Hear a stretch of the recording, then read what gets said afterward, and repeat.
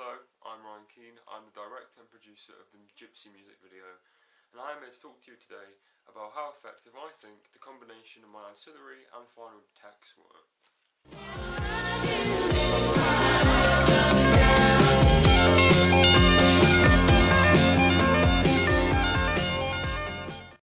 I think when it came to creating the music video, it was more about, I had to think, because obviously I did the first task and then the ancillary tasks, and I really had to sort of think about, how I was going to differentiate between AS and A2, because I really wanted to show a clear difference.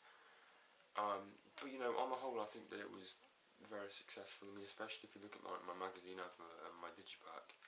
I think when you sort of look at my mock-ups and my former magazine adverts and digipacks, you can kind of see that there was a colour scheme going on, there was inclusion of the star persona, there were all these different components, but there wasn't necessarily a consistent house style, there wasn't sort of recurrent imagery such as the roses, there wasn't in the final, not the final drafts, but kind of the penultimate drafts there were, but not to the extent and not to the kind of quality that there was in the final draft. And if you kind of look at the mock-up for my digipack, it's completely different to my final one, and my final combination was so much more effective because the quality of the picture was better, there was a house style, there was a colour scheme that was more appropriate, more recurrent. I was using blues and different colours and stuff like this, and thankfully I didn't do that for the last one. And originally there was a red typography alone, but now I've got green, so I kind of have that earthly vibe.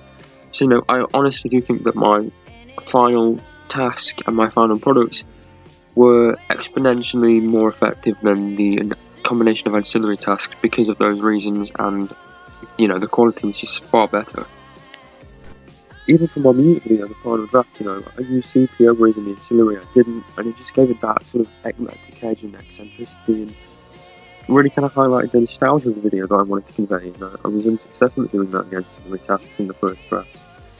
So I truly believe that, I'm not going to say that my ancillary task was completely ineffective, because it wasn't. There was a lot of foundation there to what I had now. There was a lot of vibrant imagery and a lot of important salient content that I still use in the final draft. But when you compare them together, you can see that my final draft, compared to my ancillary task, is so much more effective. It's got so much more eclecticism, it's got so much more character, so much more depth and breadth, and I just think that it was so much more effective. Like everything, the final draft was completely amazing. I mean, at one point Victoria nearly got blown off a cliff and I had to edit that out. But essentially it was all there.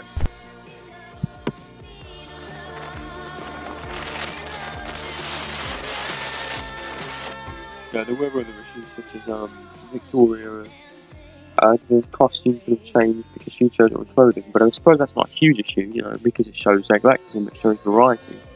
Diversity, and although initially I was a bit scared that was going to ruin the whole combination of the ancillary and the final text, I actually realised that it didn't, and it actually made it a lot more effective because it means that she looks eclectic, which is so important for her soft rock, her brand and her kind of ethos. So I'm actually really glad that happened, and I really think that it was effective as a whole, not just the final draft. The first bit was too as well.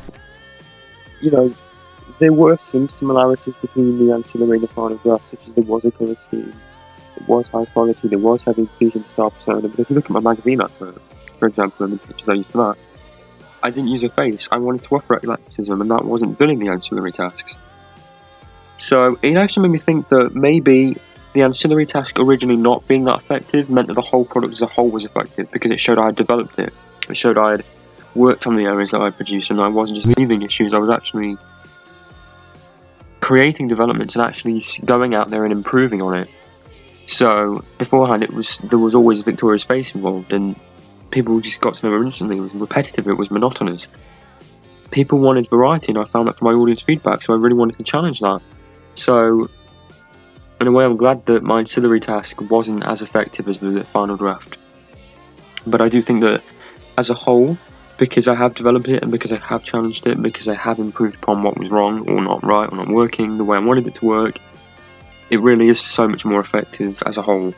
So, I'm really grateful for that. I'm just glad that I did make mistakes in the ancillary and the initial ones, because it meant that I was able to improve upon it later on.